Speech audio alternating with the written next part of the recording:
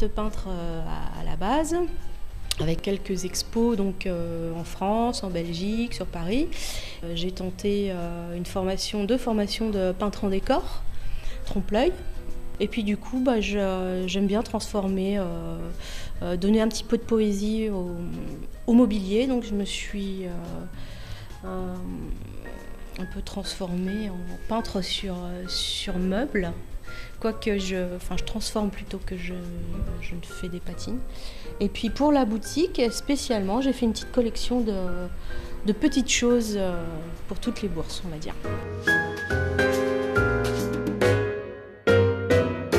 J'ai pas du tout l'habitude de jouer à la marchande, je suis plutôt dans mon atelier. Et là, je dois dire que ça fait plaisir aussi de voir du monde.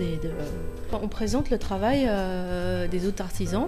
Moi, c'est quelque chose qui me plaît beaucoup. Je pourrais même dire que j'arrive mieux à parler du travail des autres que du mien.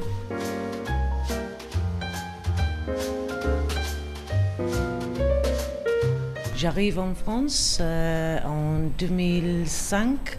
En Angleterre, j'ai une entreprise, tout l'intérieur, le bar, le club, le restaurant.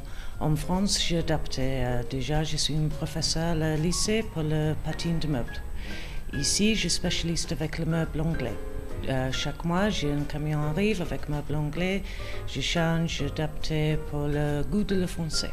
C'est franglais. Ouais. C'est un mélange de les deux. Je trouve que personne aime ça. Meuble d'encre est très traditionnel anglais. Les Français adorent le meuble d'encre. C'est très pratique.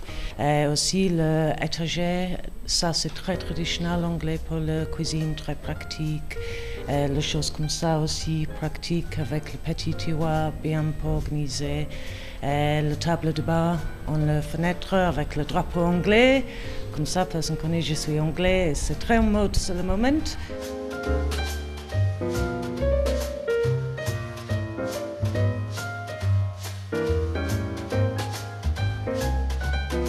J'ai un atelier un peu perdu dans la campagne, comme beaucoup d'entre nous.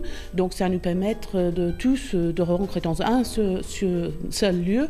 Et tous les gens du coin peuvent venir visiter 16 artisans sans se déplacer beaucoup. Donc c'est une très bonne idée.